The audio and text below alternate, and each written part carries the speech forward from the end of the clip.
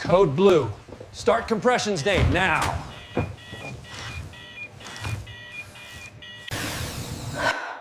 Jesus, have mercy on me. Vitals remain critical. Renal function declining. Continue current protocol. Compelling critical. Status quo, increased blood flow, zero response. Tomorrow we map her brain for the final time. If we find nothing, we disconnect. God is the anchor, Doctor. She's not finished. In the heart of the city stands St. Haven General, a hospital like no other. The world knows it for its cutting-edge technology, but those who work there know it for something far greater: unseen hands, unspoken prayers, and miracles that defy science. In the intensive care unit, time feels different. Every second is borrowed, every breath a battle. But sometimes heaven visits this place, quietly like a whisper on the wind. Tonight, the halls were unusually still. Rain tapped against the windows, and a faint glow filled the ICU.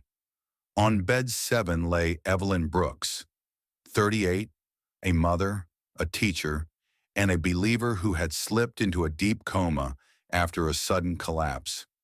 Machines breathe for her now, but somewhere between her heartbeat and the silence, something supernatural was stirring. As the nurses moved between patients, one of them, Nurse Clara Mensa, paused beside Evelyn's bed. She'd worked here for years, long enough to know that some rooms carried a strange peace. Others, a weight you could almost feel pressing against your chest. But this room, this one felt alive. Clara reached for Evelyn's hand, her eyes closed, lips trembling. "Father," she whispered, "I know science can only go this far. But if you're still near, please breathe for her." In that moment, that whisper split the silence. The lights flickered. The monitors glitched for a second, showing a flat line. Then a surge. In the unseen realm, what Clara didn't know was that her prayer had echoed through eternity. From the ceiling above, unseen to mortal eyes, angelic beings moved, swift as light, radiant with glory.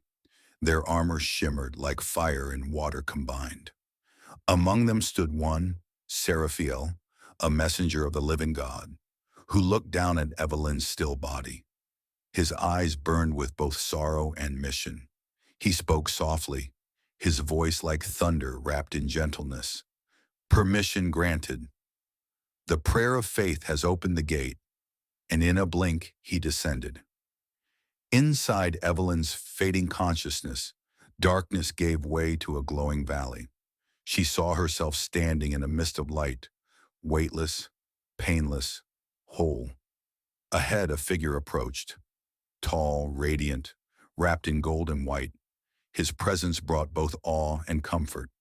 "Evelyn," he said, "you were not forgotten. Heaven heard the whisper spoken over your name." Tears filled her eyes. "Is it time for me to go home?" "Not yet," he answered. "There's still purpose waiting through the pain." As he stretched his hand toward her, a pulse of light shot through the room. Back in the ICU, alarms blared. Doctors rushed in. Dr. Ryan Adu shouted, "We're losing her. Start CPR now." Hands pressed, adrenaline surged, orders flew. But in the midst of chaos, something strange happened. Every monitor in the ICU blinked once, then synchronized to the rhythm of a single heartbeat. The doctor froze. Clara's eyes widened, and then slowly. Evelyn took a deep breath. Gasps filled the room. The machines confirmed it. Her heart was beating on its own.